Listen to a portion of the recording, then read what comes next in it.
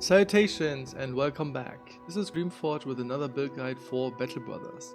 Today I want to introduce a very unique build, the Crow.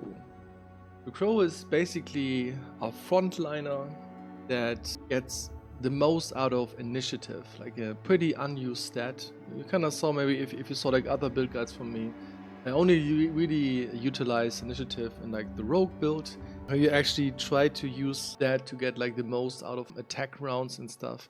This build is a bit different. It's very unique, and I think especially for newer players, I don't think that a lot of new players know that this build exists and that initiative is actually your damage scaling. So the more initiative you have, you basically do more damage, which is kind of interesting. You wouldn't aim for better weapons or whatever, you would just basically try to get as much initiative as possible, right? And I rarely use this build, the Crow, or some would probably call him the Fencer, because you use this, the fencing sword. I think it's very, very, very fun. It's extremely effective, especially against low health targets, like goblins. This thing is an absolute goblin slaying machine. You can kill 3 goblins in one round, sometimes. It's really crazy. So you basically use lunge. You basically leap one tile forward, and then you do damage. And this scales against with initiative, utilizing everything that basically boosts damage, especially Duelist and Killing Frenzy and stuff. I should reset this.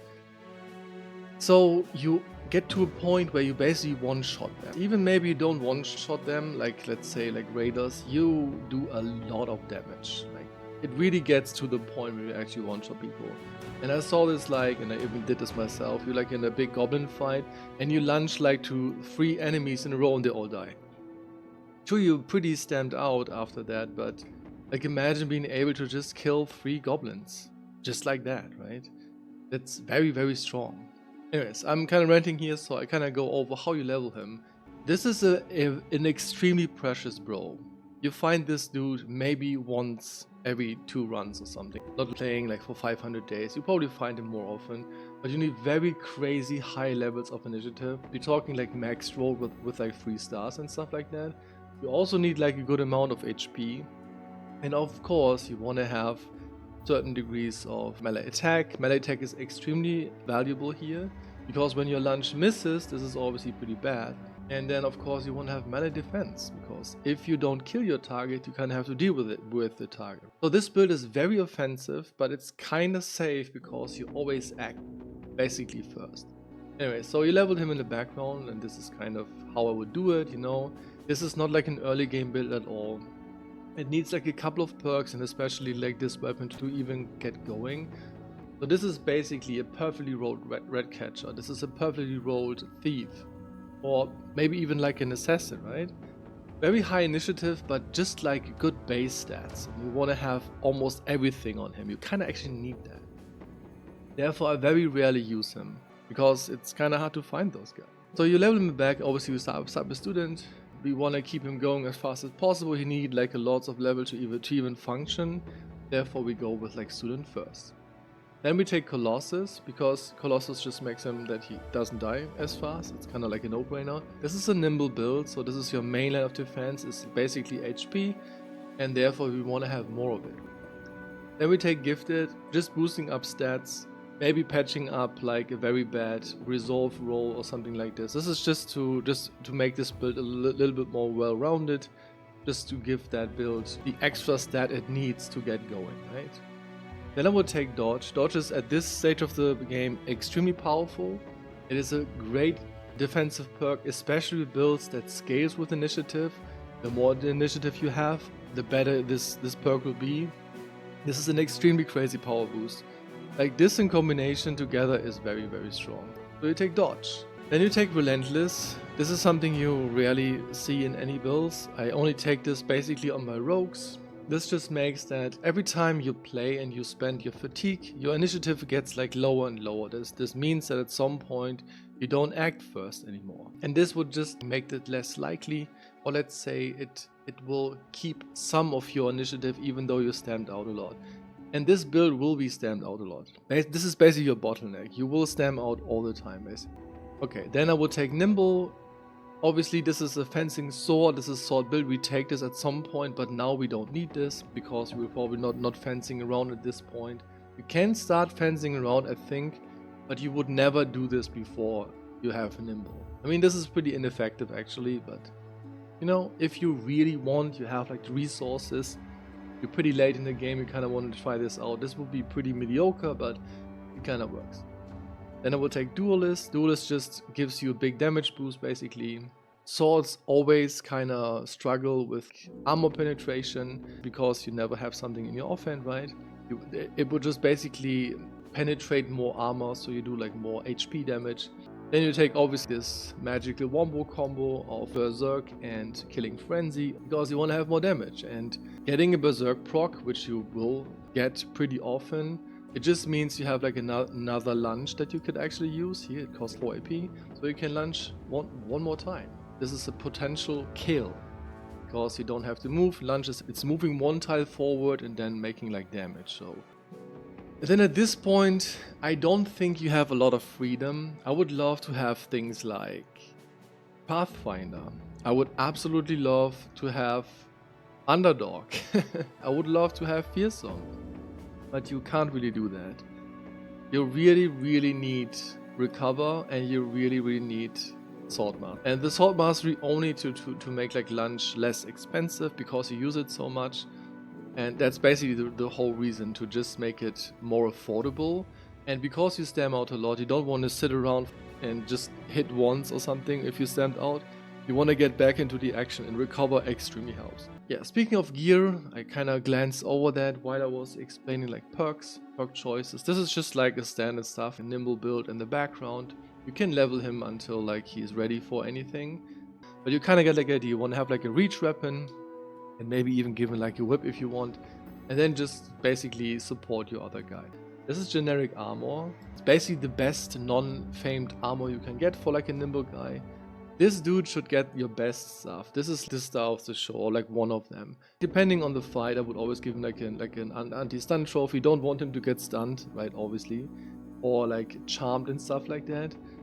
And you want to try to protect him as much as you can. So therefore you give him your best armor that you have. Fencing sword, obviously. I mean, this is like the name of the game here. And I just gave him like a smoke pot. Sometimes maybe get in a very bad spot. You get attacked very badly, or you kind of forgot, or you misplayed a little bit. A smoke pot can actually save your lives. So this is like one of the few things you could use to protect yourself. So I always have like one smoke pot. And sometimes the smoke pot is something you need to save somebody. So this is just like a very good utility tool. You can't just not take it, but you know, once or twice in a run, this actually saves your life or the life of like a very important other bro, right? So there you go. This is what I would use when it comes to equipment. So how you level that, bro? You kind of want to have more stats than you can actually get. So you go a lot with what is like the highest roll. You almost always take initiative, because this is your damage. This is to some degree, this is your, because you have dodge, this is defense too. Of course, you don't want to go like 200 initiative. 160 to 170. This is kind of what you aim for. Again, it's extremely high because the weapon stops scaling at 175. So you never want to go over that. But you can achieve this taking like a hyena pelt as an attachment. You get like plus 15 initiative. So you might don't have to go that high. But just to give you an idea, as much initiative as possible, because you scale with that, right?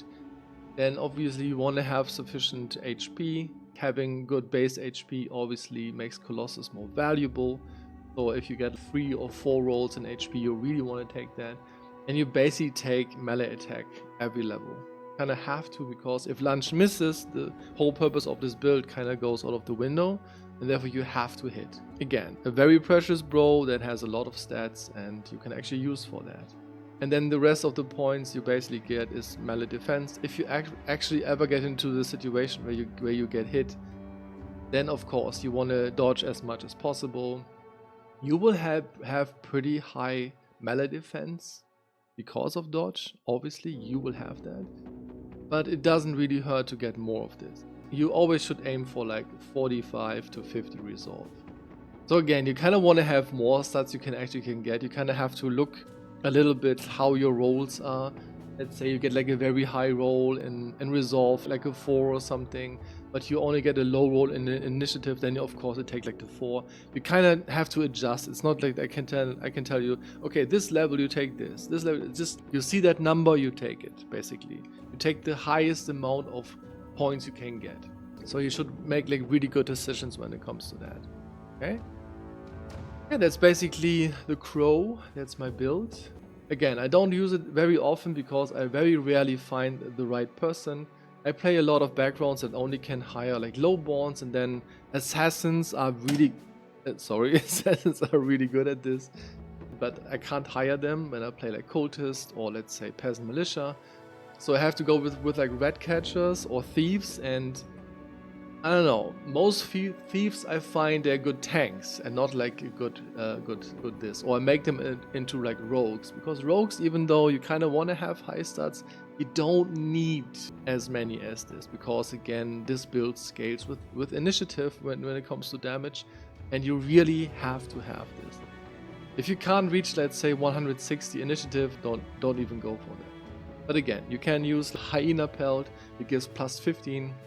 Which is obviously very helpful when it comes to that. Yeah, I hope you have fun with that.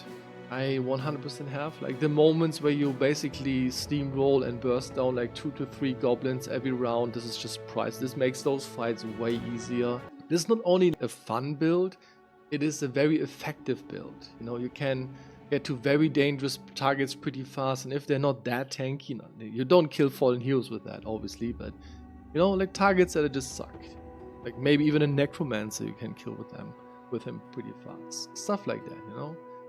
Anyways, have fun with this. I'll see you in the next video. Take care, everybody.